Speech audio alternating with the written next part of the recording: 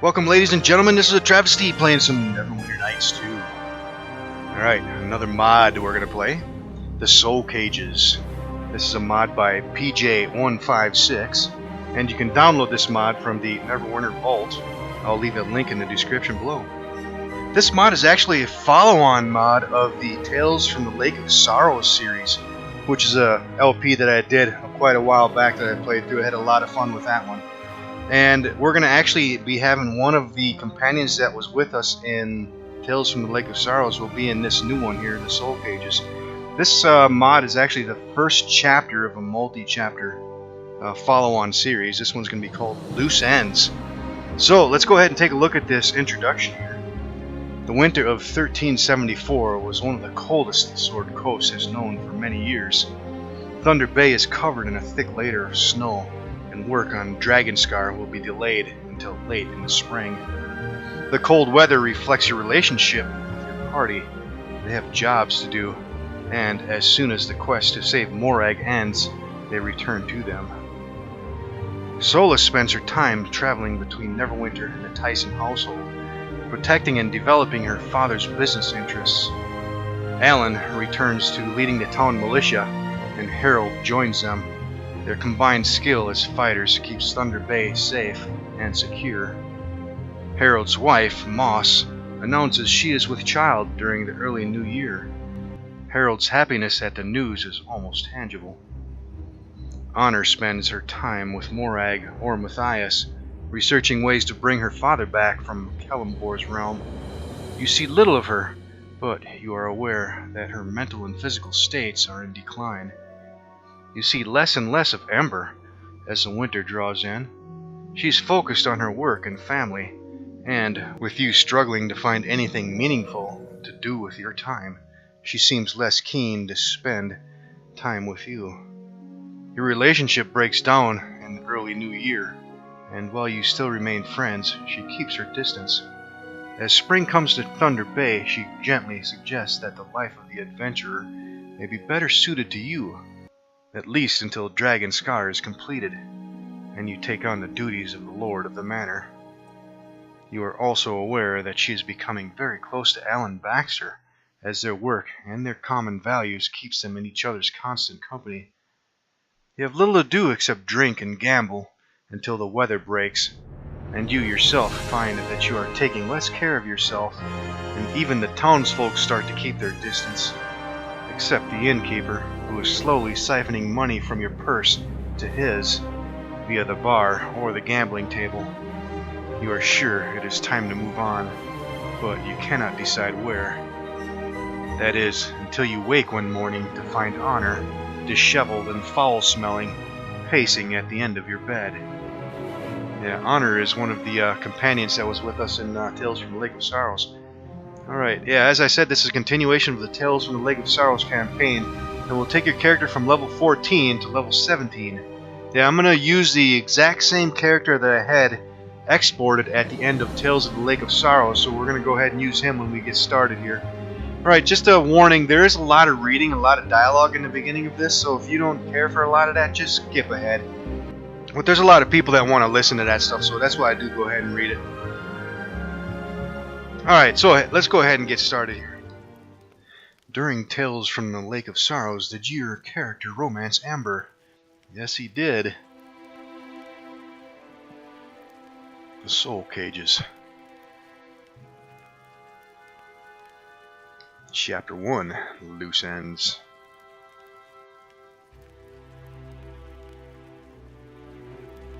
You sleep, your head heavy with the excess of the previous night. The close of 1374 was cold and barren. The Sword Coast caught in the most bitter winter it had known for years. Those dismal and harsh conditions reflecting in your relationship with Ember. More and more, she became focused on her work and her family. It became clear that the bond between you was born of the moment. Without adventure, the ties that connected you quickly unraveled. In the early months of 1375, you find yourself living alone in a room in the Market Tavern. Without Dragonscar to occupy you, there is little to do but drink and gamble. The people of the town started to look at you sideways, avoiding catching your eye. Your own friends are polite, but have started putting distance between you. Their lives are tied to this town. It is becoming clear that yours is not. You have become an anachronism, a person belonging to another time, a reminder of a memory the town would rather not have. It is time to move on, at least until the work on Dragon's Scar is completed. Something wakes you, a low thumping sound, rhythmic and calming. It is close by, perhaps in your room. You slowly feel beneath your pillow for the knife you keep there. Aware that the blankets will hamper your movements, you prepare to move quickly. Heart racing, you throw back the covers and bring up the knife to defend yourself. Only to find Honor pacing at the foot of your bed. At first, not even aware you have awoken, so lost is she in her thoughts. She paces the floor and picks and bites at her already bloody nails. Under her breath, she mutters and curses. You suspect she has been there a while. She is much as you have seen her of late, thin and disheveled. You wonder that the smell of her did not wake you first. She has not bathed in months. Her hair is lank and her clothing worn by overuse. Her eyes flick about the room, as restless as she is, ever searching as though she expects some hidden foe to attack her at any time. You observe her for a few moments before finally she senses you are awake and ceases her pacing to talk to you. Travis, I know what we need to do. Sit down on the bed. Stop picking your nails and tell me what it is, Honor. Your tone seems to clear her head for a few moments. She sits on the bed and gazes at her hands for a short while before getting up and continuing to fret at her fingernails. I know what I need to do to get my father back. It's complicated. There's a lot to do, but I can do it. But I need help, Travis. I can't do this alone. It will mean leaving here, Thunder Bay. Ember and the others, they won't want to be part of this, but you're different.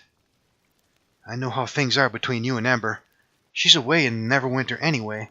She left this morning with Solace and Alan. You are acutely aware that she had not told you this was her plan. Honor looks nervously at you. She did not realize you had not been told where Ember was going. That's sad. She doesn't even tell me when she's leaving anymore. Honor looks at you sadly. I don't think you get a say in what she does now, Travis. Perhaps a journey is what you need, too. This place is poisonous. You are not looking after yourself. You manage a smile as you realize the irony of what Honor just said. Her clothing has holes, and now that she is closer, you can tell that she needs a bath more than anything else right now. You can help me, I know you can. She looks at you pleadingly. But will you? There's nothing to keep me here but Dragon's Scar, and that will not be completed for months. Tell me what you need. Honor sighs in relief. Thank you, Travis. These past few months, I have done a lot of research. I know how my father can be brought back.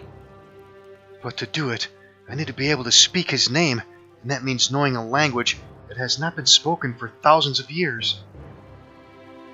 And I need something to put him in.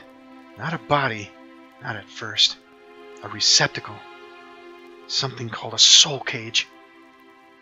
I think I know how to do these things, but it's a long road, and... She pauses and seems uncertain. I'm afraid to walk it alone. If you have a plan, count me in. Hells, even if you don't have a plan, I'm your man. Thank you, Travis. That means a lot to me. But I can't pay you. I spent all my money on books and equipment. I have nothing to offer you in return. Pat the bed. There's always ways to pay, Honor. No, I don't think we're going to say that. I don't need payment. I just need to be doing something. Honor beams at you, relief and happiness showing on her face. Before we do anything for my father, I need to do something first. I want to meet my mother. I want to see what she is now, and see if there's anything I can do for her. It's late in the day, I know. She may even be dead. I have to try, though. Uncle Mortimer kept me away from her for all of my adult life. He lied to me about her whereabouts. I chose to believe him. In truth, I didn't want to know. From what little I remember, she was not a good mother. She left us with a maid most of the time.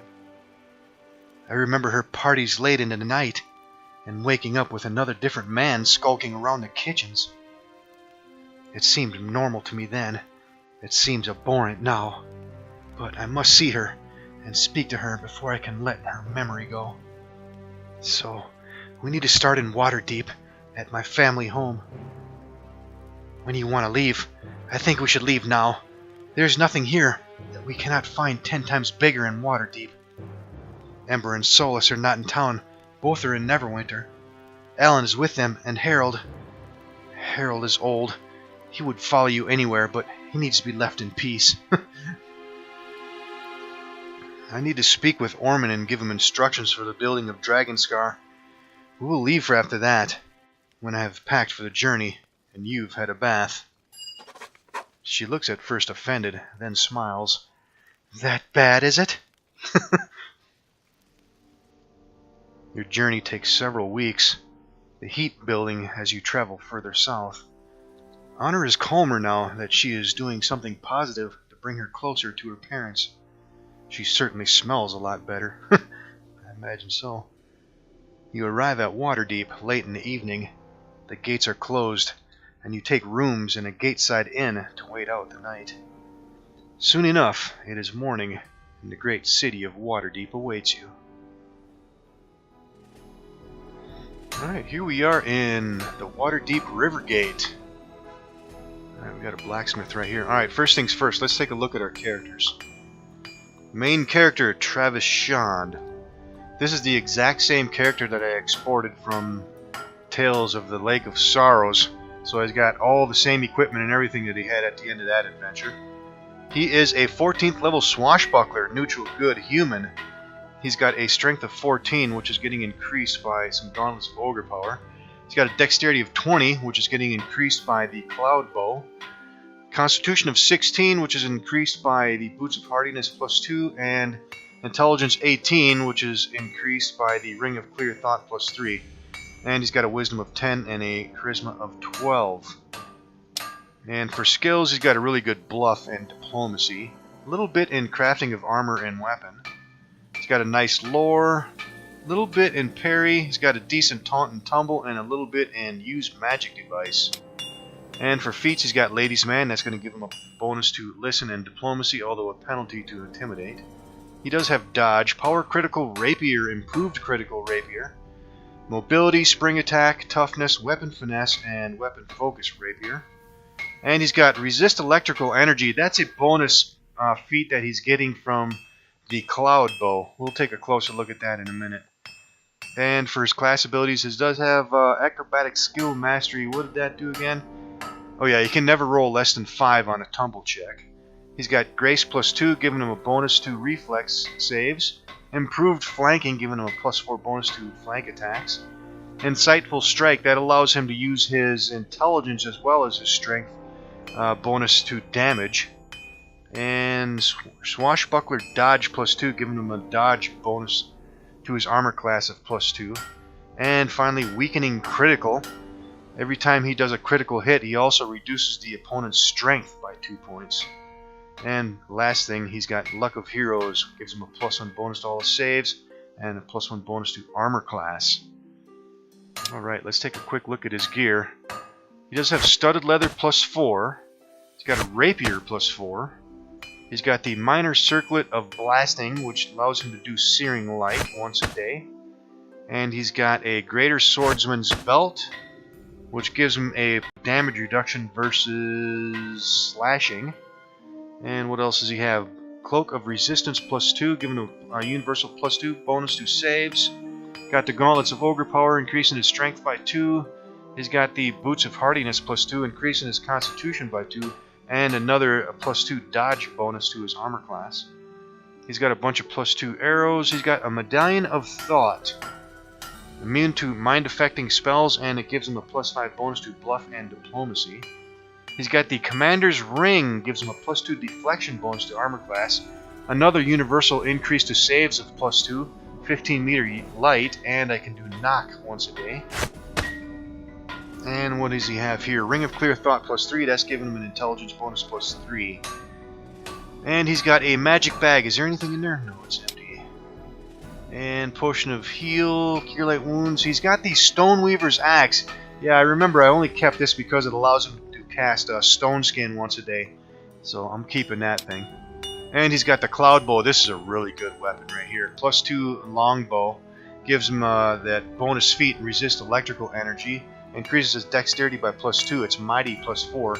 And it does call lightning once a day. I gotta remember it's got that ability. That's a really good one. Alright, he does have some extra items that we don't need from the last adventure, so we can probably ditch that stuff. He's got the Sapphire Tear. Oh yeah, Greater Restoration. It uses 2 charges per use, and it's got 18 charges left, so 9 more uses. The Death Token. Increase saving throws for death and mind-affecting saves. And he's got a bunch of gems, some more potions. Bolt of Piercing. Let's pass that off to Honor. And a strong Acid Splash Trap. I don't think any of us... Yeah, set trap is 0. What is Honor's? 0. Yeah, I'm probably going to sell that. Alright, moving on. Let's take a look at Honor. Let's get her a portrait first. Let's see if we can get that same portrait that we had for her in Tales from the Lake of Sorrows, if I can find it real quick here. There it is, right there. That's probably the best one for her. It looks pretty good. She's got some braids in her hair right there. Alright, anyways, she's got a strength and constitution of 12, dexterity of 14, intelligence is 20, which is being increased by a Ring of Clear Thought +2, wisdom 15, and a charisma 10. I think those scores are pretty much the same as what she was at the end of Tales from the Lake of Sorrows. She's a generalist wizard. 14th level human, lawful neutral. And skills, let's take a look at that. She's got a pretty good concentration and some really good alchemy, craft armor and weapon. And she got a bit in heal. Speaking of heal. Yes? What's Travis's? His is 0. Alright, yeah. She's got the better heal with the 10. And she's got a really nice lore and a really nice spellcraft and a bit in tumble and use magic device. Feats, she's got dodge, toughness, combat casting, spell penetration, and greater spell penetration. All the meta magic feats. I think she's actually got a few more feats than she's supposed to have. Yeah, at the end of Tales from the Lake of Sorrows, I think I had her with Spell Focus Evocation, and she only had Empower and Maximize. I might have to adjust that. I think she's got a few more feats than she's supposed to have. Alright, let's see. Let's do behaviors real quick while we're here. Let's keep follow distance near for her. And get in line. Follow me. On near already. Yes. Alright, let's see. What else do we want to change? Let's go with power casting. Dispel spells is on. Everything else is on. And let's go automatic weapon switching off. I am using Tony K's AI mod. That's why all these extra behavior options are here. Some of them I don't really like, but there's a lot of them I do like this one back here. This last one, pause for traps. We're definitely leaving that one on. Alright, what does she have for some gear? She's got a light crossbow +2. She's got some bolts +2, but we just gave her some bolts of piercing, which are extra 1d6. Let's equip those now. Braces of armor +3, increasing her armor class by 3 points. Ring of protection +2, and Ring of Clear Thought +2. She's got a healer's kit and a fire opal, which is just a normal gem. We can probably sell that. She's got a quarterstaff +2. And those bolts +2. We can probably give her some stuff. You know what? Let's give her the boots of hardiness. Yeah, Travis has got a decent armor class already. And I want to get her armor class and her hit points up. So let's give her them boots of hardiness +2. That's going to give her a better armor class. And it's going to increase her hit points for increasing her constitution. Yes. And what else can we give her? Maybe we can give her... Let's give her the death token. Maybe we can give her the Cloak of Resistance too. Increase her saves a little bit better. Yeah, she's got... Yeah, let's go ahead and do that. Yeah, Get in line. Follow me. And we should probably give her a couple healing potions too. Let's split them up. Let's give her a couple. Alright, anything else we can give to her?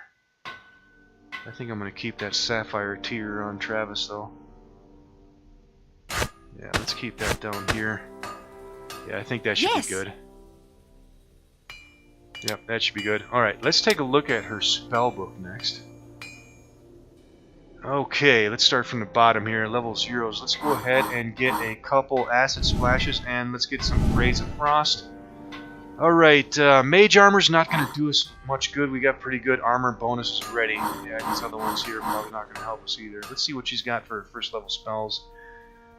Maybe we can get a couple protections from alignment, though. They might not be too beneficial, though. But let's get a couple of them anyways. We can put one on each of us if we need it. And let's see. Sleep probably not going to help too much. Let's get a bunch of magic missiles. Alright, level 2. Alright, she's got some good spells here. Let's get rid of Fox's Cunning. Let's get rid of Protection from Arrows. Let's keep Mirror Image and Electric Loop. Let's get a Cloud of Bewilderment, some Combust, and Acid Arrow. And that should be good. Alright, level 3. She's got some nice spells here too. She's got improved Mage Armor. I'm going to keep that one. I'm going to put that on her. Haste, Fireball, Dispel Magic. Let's get rid of one of those. Let's get something else. Let's go with Slow. And level 4. She's got some nice level 4 spells too. Let's keep Cone of Cold. Let's ditch Cloud Kill. We can keep... Oh, wait. I'm on the wrong one here. Yeah, Stone Skin. We're probably not going to need that. Does she have him? Yeah, she's got Greater Stone Skin, so...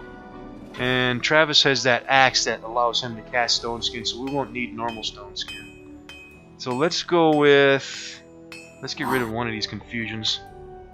And Invisibility, I don't think we're going to need that.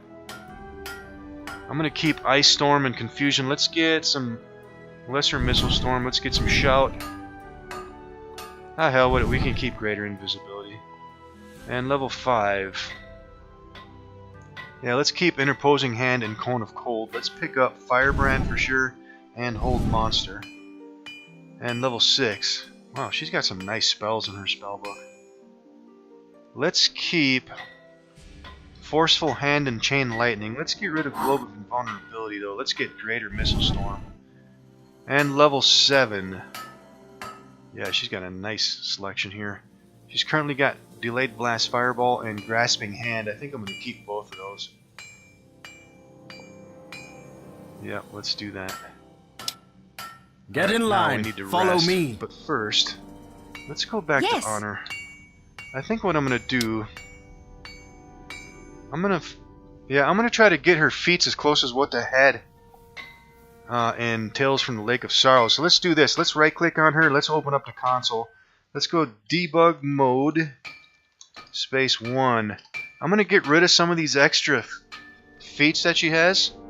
And I'm going to give her Spell Focus Evocation. So let's do that. Let's see if I'm trying to remember right now. It's Give Feat. Give Feat and 169. I got a lot of these feats on codes here on a notebook that I have. That's why I know what these codes are. Feat 169 is Spell Focus Evocation. Let's give her that. Alright, did it give her? Yep, there it is. And we're going to get rid of Still, quicken, and is it extend? Yeah, I think she had empower and maximize. So now we're gonna do remove feat, and it's 37, and then we're gonna remove 12, and then we're gonna remove 29. That should get rid of those. Yep, now all she has is empower spell and maximize spell. Yeah, I think that's right. I think she had a few more feats than she's supposed to have for a 14th level human wizard. I'm pretty sure that's right now. Yeah, spell focus is gonna give her a better DC for evocation spells. So, okay, now let's see. That didn't change her spells, did it? No, everything's the same. All right, let's go for a rest say next. Yes.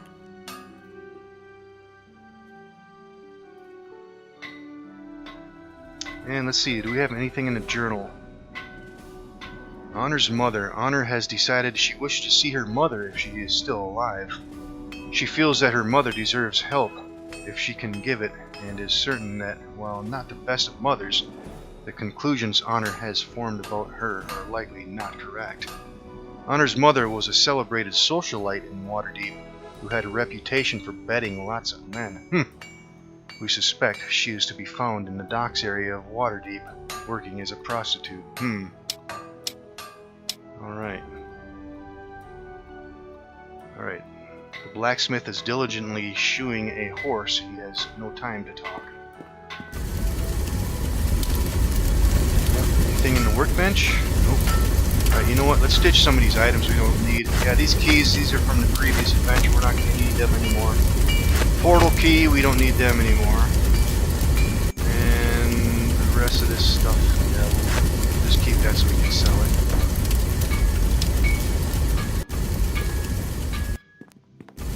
Alright, is there anything else over here we need to deal with? Oh, I need to come out of debug mode. Yeah, if you see those big yellow patches like that, that means you're in debug mode. So let's go to debug mode space 0. Yeah. Alright, who do we have out here? Who's this? Early trader. She's got nothing to say. Let's take a look at the map. Yeah, just past the edge of the map. This woman watches the queue to get into the city, hoping for a sale, you guess. When she sees you looking at her, she smiles and waves, beckoning you over. Alright, let's go talk to her. Good business to you. Good morning to you, sir. I hope the day finds you well. I saw you come out of the inn. Did you sleep well? I hear it can be a bit noisy at times. I slept well enough, thank you. Well, that is good.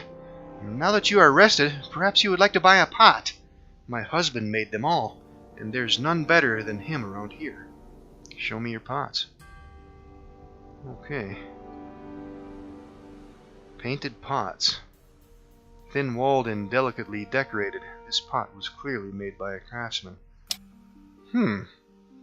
Might as well buy it. It's only 1 coin. We do have 9,750 coins, so hell with it. Let's get it.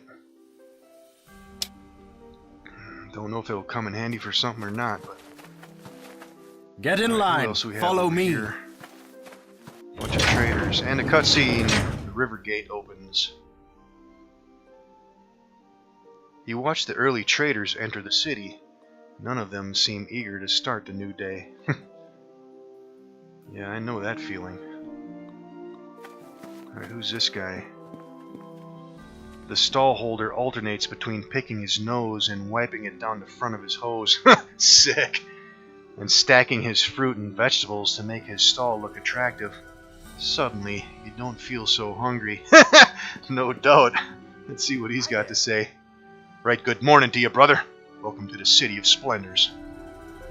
He looks around at the gate and the animal market. Perhaps not this bit, but the rest of it's nice. If you've not had your first meal of the day, I can sell you some apples. The best of last year's stock, and they've kept well. Right. Yeah, we'll pass on that, buddy. Alright, who do we have here? Rug seller. Let's see what she's got to say.